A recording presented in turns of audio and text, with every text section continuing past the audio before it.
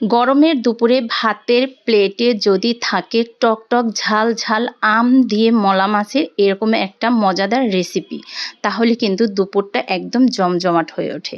আসসালামু আলাইকুম, আমি রুমানার নতুন আরও একটি রেসিপি নিয়ে চলে এসেছি।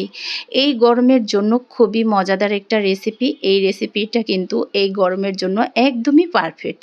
আম থাকাকালীন এরকম ছোট মাছ দিয়ে এই রেসিপিটা অন্তত একবার হলেও করে খেয়ে দেখো। এটা খেলে শরীরের জন্য খুবই উপকার।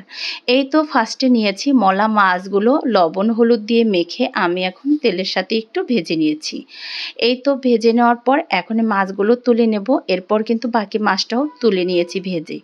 এখন এখানে আলু কিন্তু আমি ঝুরি করে কেটে রেখেছিলাম, আর আলুগুলো পানি ঝরিয়ে এখানে একটু হলুদ লবণ মেখে নিয়েছি। মেখে এখানে আমি তেলের সাথে একটু ভেজে নেব। এই তো বাকি মাছটা কিন্তু তুলে নিয়েছি। এরপর আলুগুলো এভাবে সুন্দর করে ভেজে নিয়েছি। মাছগুলো কিন্তু একটু সুন্দর করে ভেজে নিয়েছিলাম, সাথে আলুগুলো ভেজে নিয়েছি। এরপর আলুগুলো তুলে নিয়েছি। এখন আমি এই প্যানের মধ্যে কিছু তেল অ্যাড করে দিয়েছি, পেঁয়াজটা একটু ভেজে নিয়েছি। দিয়ে দিয়েছি এখানে স্বাদ মতো লবণ, দিয়ে দিয়েছি 1 চামচের মতো হলুদের গুঁড়ো। এরপর এখানে আমি দিয়ে দিয়েছি 2 চামচের মতো পেঁয়াজ বাটা। এখানে আধা চা চামচ এখানে দিয়ে দিয়েছি রসুন বাটা, আধা চা চামচ জিরা বাটা, আধা চা চামচ দিয়ে দিয়েছি এখানে পেঁয়াজ বাটা।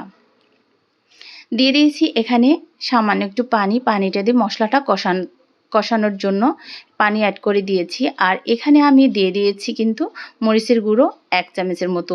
আর এই মরিচটা একদমই ঝাল কম, কালারও কিন্তু একদম কম, তাই আমি এখানে একটু বেশি করে কাঁচা মরিচের ঝালটা অ্যাড করে দেব। দিয়ে দিয়েছি কিছু ফালি করা টমেটো আর কাঁচামরিচটা দিয়ে মশলার সাথে সুন্দর করে কিন্তু একটু কষিয়ে নেব। তো মশলাটা সুন্দর করে কষানোর পর এখানে ঝোল অ্যাড করে দেবো। মশলাটা কষানোর জন্য কিছুক্ষণ আমি ঢাকনা দিয়ে ঢেকে রেখে দিয়েছিলাম। একদম পুরোপুরি তেল ছেড়ে দেওয়ার পরেই এখানে ঝোলটা অ্যাড করে দিলাম। ঝোলটা দিয়ে কিছুক্ষণের জন্য ঢাকনা দিয়ে ঢেকে রেখে দিয়েছিলাম। এই তো বলক চলে আসার পর এখানে আমি কিন্তু মাছগুলো আর এখানে আলু ভেজে রেখেছিলাম ঝুরি করে, আলু আর মাছগুলো অ্যাড করে দিয়েছি। এই তো মাশাআল্লাহ, রান্নাটা একদম প্রায় চলে আসছে শেষের দিকে। এখন আমি এখানে দিয়ে দেব আম। তো আমগুলো আমি এরকম ছোট ছোট ফালি করে কেটে নিয়েছি। এই তো সম্পূর্ণ আমগুলো উপর দিয়ে এরপর কিছু কাঁচামরিচ ছড়িয়ে দিলাম। তো লাস্টে কিছু আরও কাঁচামরিচ দিয়েছি একদমই ফ্লেভার চলে আসার জন্য। আর ঝাল ঝাল এই রেসিপিটার মধ্যে একটু টক ঝাল একটু না হলে ভালো লাগে না, তাই এই টক রেসিপির মধ্যে কিন্তু একটু ঝাল ঝাল হলে খেতে খুবই ভালো লাগে। দিয়ে দিলাম কিছু ধনিয়া পাতা কুচি ছড়িয়ে। রান্নাটা মাশাআল্লাহ দারুণ হয়েছিল, আর খেতে তো অসম্ভব মজা ছিল। সত্যি এই গরমের জন্য একদম তৃপ্তি সহকারে কিন্তু এরকম টক ঝাল ঝাল একটা রেসিপি হলে ভাতটা খেতে খুবই তৃপ্তিজনক হয় আর শরীরটা ভালো থাকে। বিদায় নিলাম, আল্লাহ হাফেজ।